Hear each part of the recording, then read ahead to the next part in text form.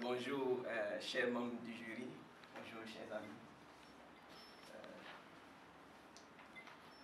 Très rapidement, je vais commencer ma présentation. Celle-ci porte sur le cadre réglementaire et la responsabilité sociétale des entreprises minières en Côte d'Ivoire. Et je vous présente le plan de la présentation qui ira du contexte aux définitions des thèmes, à la méthodologie, des résultats. Je vais dégager les orientations pour le mémoire et terminer avec les apports du programme pour cette année académique. Donc, la présentation commence par une pensée, la pensée d'un homme politique. Il s'agit du président français Chirac, lors du 4e sommet mondial sur la Terre à Johannesburg, le 2 septembre. Il a dit à ce sommet devant un parterre de chefs d'État que notre maison brûle et nous regardons ailleurs. Ici, c'est une image qu'il a essayé de prendre pour dire qu'il y a véritablement un danger qui plane sur la planète. Et depuis un certain nombre de temps, depuis un certain moment, les États s'activent à éloigner de la planète ce danger. La Côte d'Ivoire n'est pas également restée en marge de ce combat. Et plus particulièrement, des dispositions ont été prises dans le domaine minier pour faire face aux impacts de l'activité minière. Pour revenir en Côte d'Ivoire, je dirais que depuis un certain nombre d'années, la Côte d'Ivoire connaît un boom minier et cela est perceptible au niveau des titres miniers qui sont délivrés, mais également des nouvelles mines qui s'ouvrent. Et je lisais le plan national de développement qui est parti du constat qu'entre 2016 et 2017, nous sommes passés de 1,8 à presque 2,4. Et il y a des projections qui sont déjà faites jusqu'à 2,7% des recettes de l'État qui doivent provenir de l'activité minière entre 2018 et 2019 et aller jusqu'à 5,8 en 2020. Les conséquences de l'exploitation minière, c'est que la première conséquence, l'exploitation engendre des impacts sur la vie des populations, lesquels impacts devraient être freinés par des mesures que les gouvernants devraient prendre. C'est vrai qu'en Côte d'Ivoire, le gouvernement a pris des mesures récentes.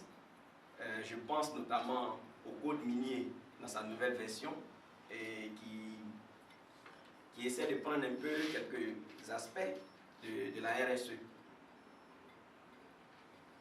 Mais l'adoption de ce code n'est pas parvenue à mettre fin aux impacts de l'activité minière, parce que ces impacts-là sont quand même considérables sur la santé, sur la qualité de vie, sur la qualité de l'eau.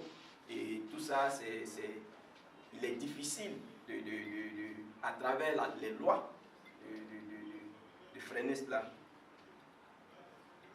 Et donc la question qui se pose, c'est celle de l'efficacité des lois qui sont prises par le gouvernement, parce qu'une chose est de prendre les lois, c'en est une autre que de les exécuter et de les mettre en œuvre.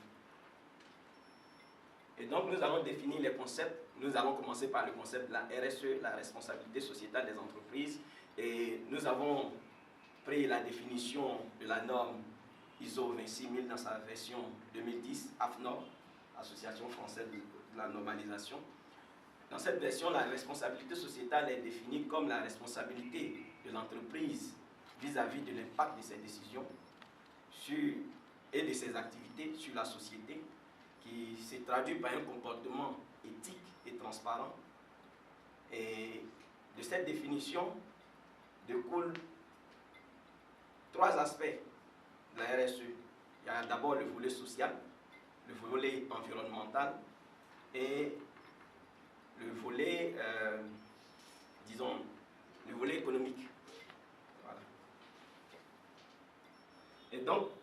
Par cadre réglementaire, j'entends l'ensemble des lois en Côte d'Ivoire.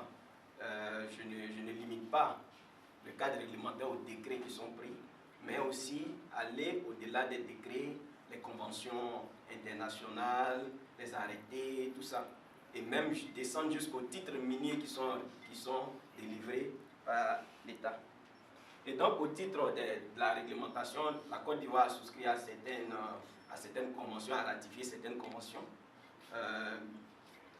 Au niveau interne, nous avons le Code de l'environnement qui pose les principes cardinaux du droit de l'environnement et certains principes de la responsabilité sociétale que sont les principes du pollueur-payeur.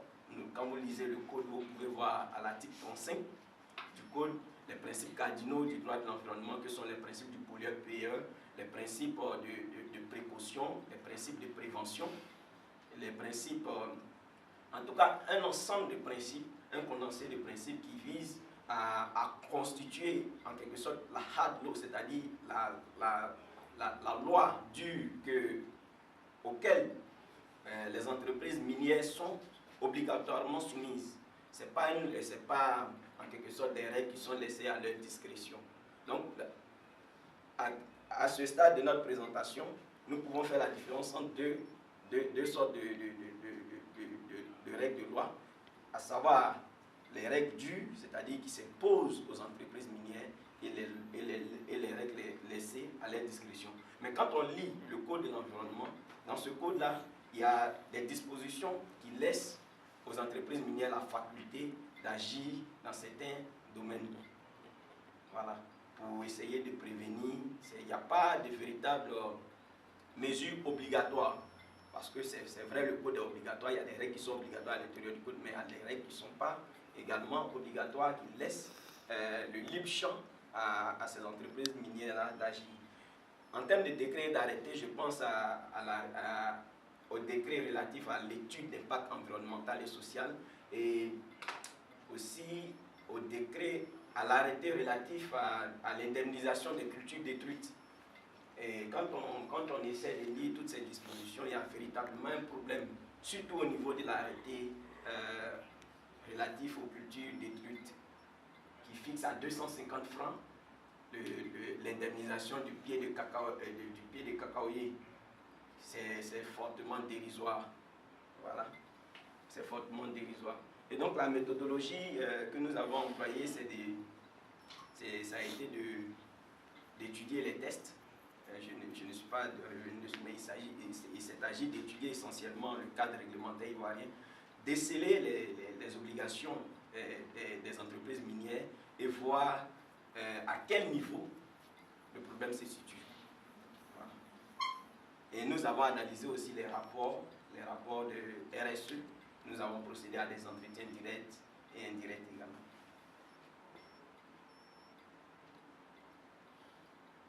Donc les difficultés auxquelles nous avons été confrontés, ce sont les difficultés relatives à la fixation des entretiens.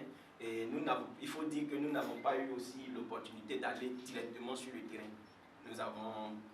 C'est vrai, nous avons pu échanger avec certains spécialistes du domaine, mais véritablement sur le terrain, nous n'avons pas pu nous rendre sur le terrain en raison non seulement du calendrier académique, mais aussi de certaines difficultés propres financières, disons. Voilà. Les résultats, c'est qu'il y a une méconnaissance des tests. Les résultats que nous avons obtenus, c'est qu'il y a une méconnaissance véritable des tests au niveau des entreprises minières. C'est vrai que certaines font l'effort de respecter les obligations juridiques, les obligations qui leur sont imposées par les lois ivoiriennes, mais dans la grande majorité, il y a des entreprises qui passent, qui ne prennent pas en considération ces obligations-là. Elles font en quelque sorte de la transhumance dans les règles. Elles choisissent celles qui les intéressent et laissent celles qui ne les intéressent pas. Toujours étant, elles sont toujours dans une perspective de faire du profit. Et donc elles sélectionnent celles qui peuvent leur permettre de faire du profit et délaissent celles qui peuvent conduire à des performances financières un peu réduites. Et donc, il y a une marginalisation également des intérêts des communautés locales. Et voilà, il y a une marginalisation des intérêts des communautés locales. Je pense notamment à la mine de Bonikro. Parfois, les populations locales ont besoin d'écoles, d'établissements, d'infrastructures. Mais les entreprises minières n'arrivent pas, dans le cadre de leur RSE, à fournir ces infrastructures. Ou quand elles le font volontairement, ces infrastructures ne sont pas de qualité. Je pense notamment à la mine d'or de Bonikro, Newcrest, où ces problèmes-là se posent au quotidien aux populations. Et donc, en termes d'orientation, le sujet que nous avons choisi pour le Master 2, c'est droit et gestion des impacts sociétaux de l'activité minière en Côte d'Ivoire. Voilà, maintenant, en fonction des possibilités de stage, nous allons orienter pour dire K2. Nous allons situer un peu le sujet dans un contexte géographique bien déterminé. Et donc, les apports du programme ont été l'orientation en termes de projets professionnels, l'orientation, en tout cas académique également, mais l'élargissement du réseau surtout. Aujourd'hui, nous avons la possibilité d'échanger avec certains responsables qui sont ici dans la salle. Ça a été une opportunité pour nous. Je vous remercie pour votre aimable attention.